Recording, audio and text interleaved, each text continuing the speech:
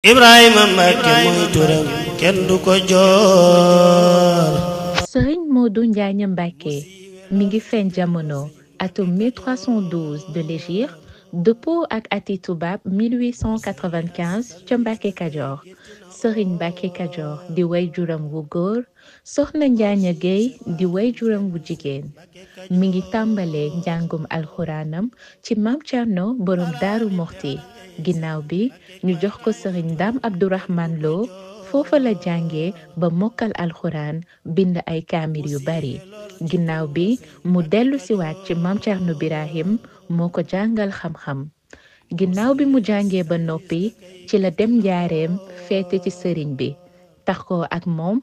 sëriñ bi tamit fonk ko lool, defar ko, taxawu ko ba bi mu matee samp kër sax sëriñ bi moo jël doomi borom saam jox ko, mooy soxna Seynabou Mbacke di wéyjuru sëriñ Cheikh Tedd Mbacke ak soxna Bintu Mbacke.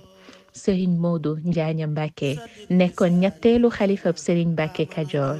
mi ngi génn àdduna ci atum 1981 ci këram gi ci Touba, ñu denc ko ci armeel yu njëkk yi. yal na yàlla dolli ko ay leer te taas ñu ci barkeem, ci barkeeb Cheikh Ahmadou Bamba.